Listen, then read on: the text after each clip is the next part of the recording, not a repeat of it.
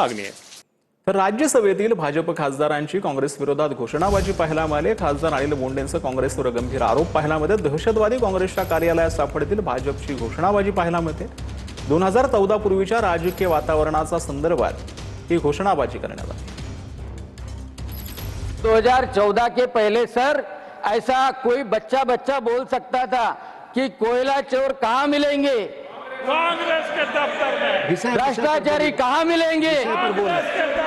Sir बोला जाता था कि आतंकवादी कहाँ मिलेंगे, विषय पर बोलिए। देशद्रोही कहाँ मिलेंगे, सैन्य विरोधी कहाँ मिलेंगे, किसान विरोधी कहाँ मिलेंगे। मदर डेअरीच्या जागेवरून अकोला मनपा सभेमध्ये जोरदार वाद झालेला आहे। नगरसेवक सागर भारुका 15 दिवसांसाठी निलंबित झालेले आहेत।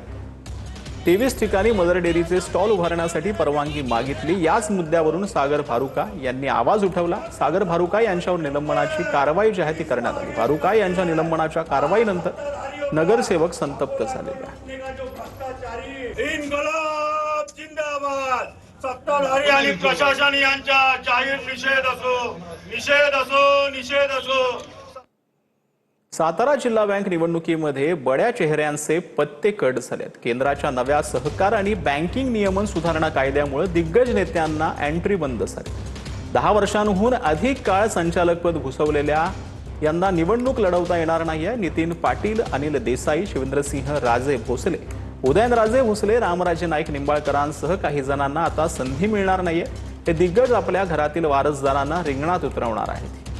अनेक वर्षांपासून प्रतीक्षेत असलेल्या निष्ठावंत कार्यकर्त्यांना संधी देणार यावर आता चर्चा रंगू लागल्या आहेत। उपमुख्यमंत्री एकनाथ शिंदेंकडून तापोळा ते अहिर दरम्यान बनवण्यात येलेल्या आता आधुनिक स्टे ब्रिजची पाहणी करण्यात आली। या ब्रिजमुळे दळणवळणाचा मार्ग सोपा होणार आहे। साधारणतः डिसेंबरपर्यंत हा पूल वाहतुकीसाठी खुला करण्यात येणार असल्याचं म्हटलं जातं। तर एकनाथ शिंदेंकडून तापोळा ते अहिर दरम्यान बनवण्यात आलेल्या स्टे ब्रिजची पाहणी करण्यात आलेली आहे। साताऱ्याच्या दरे गावामध्ये शिंदेंचा दौरा पाहायला मिळतोय आणि त्याच दरम्यान त्यांनी तापोळा ते अहिर दरम्यानच्या या स्टे ब्रिजची पाहणी केलेली आहे।